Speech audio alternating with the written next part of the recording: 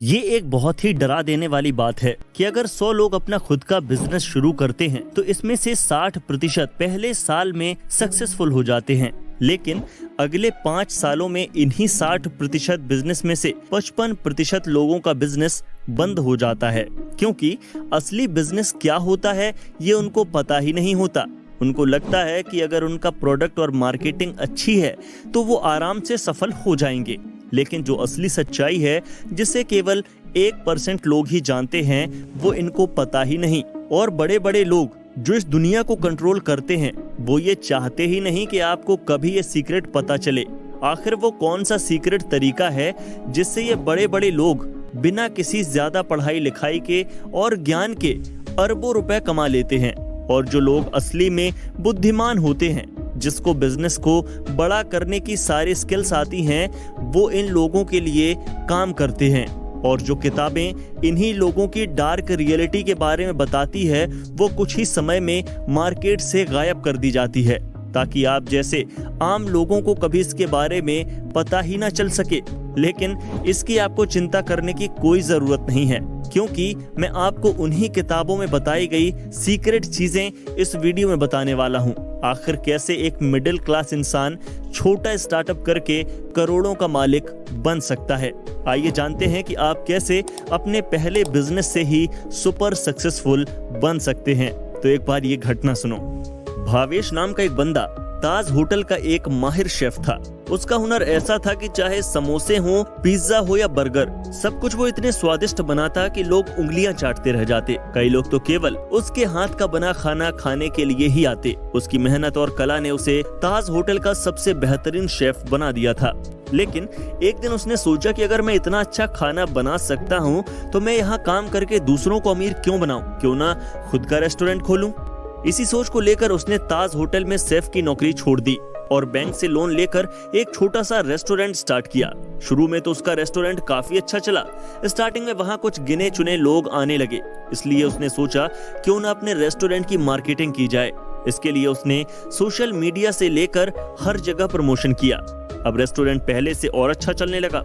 अच्छी क्वालिटी, कम प्राइस और बेहतरीन टेस्ट होने की वजह से रेस्टोरेंट के सामने भीड़ लगने लगी और रेस्टोरेंट से भावेश काफी अच्छा प्रॉफिट कमाने लगा। जैसे जैसे भावेश का बिजनेस रफ्तार पकड़ने लगा, एक नई चुनौती उसके सामने आकर खड़ी हो गई। अब रेस्टोरेंट में भीड़ तो बढ़ गई थी, लेकिन उसी के साथ साथ साफ सफाई, अकाउंटिंग, मार्केटिंग और ऑर्डर मैनेज करना उसके लिए सिरदर्द बन गया।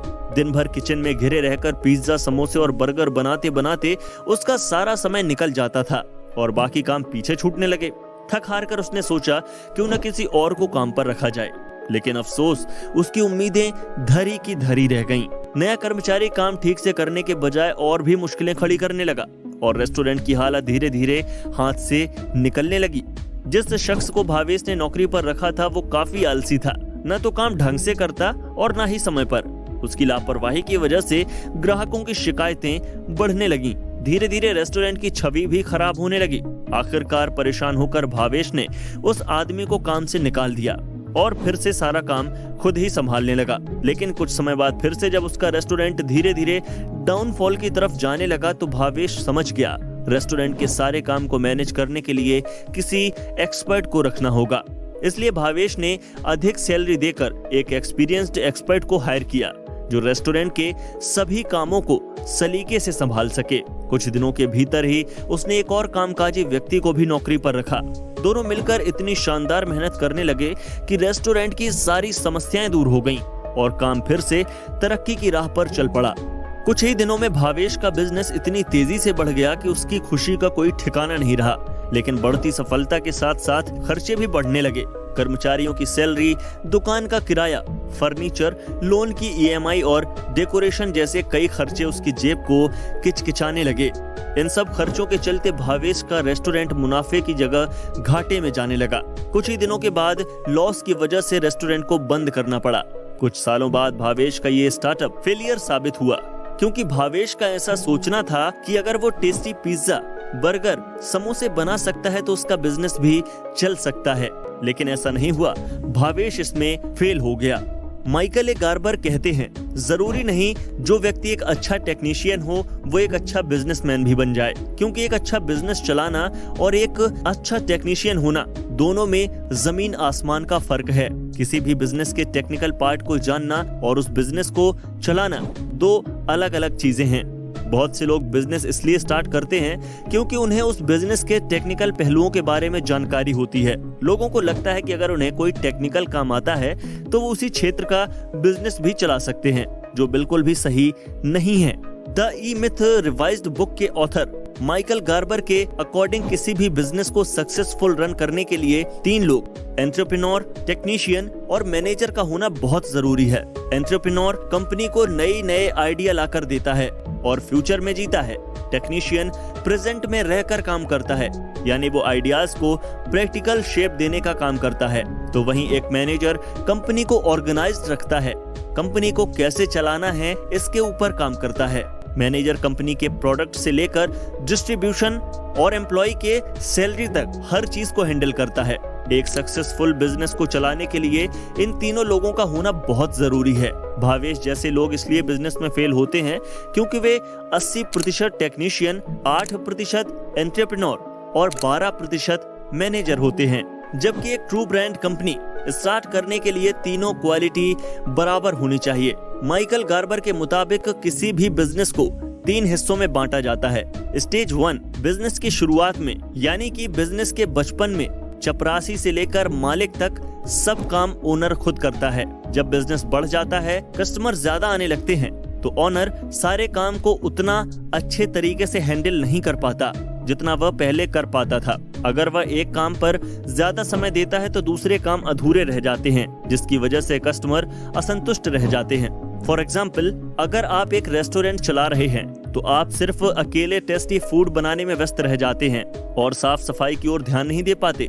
अगर इस मोड़ पर ओनर समझ जाए कि अकेले सारे काम संभालना काफी मुश्किल है और टीम की मदद लेना जरूरी है, तो उसका बिजनेस दूसरे स्टेज में पहुंच जाता है। स्टेज 2, इस स्टेज पर बिजनेस तेजी से ग्रो करता है और मालिक खुद सारे काम नहीं कर पाता।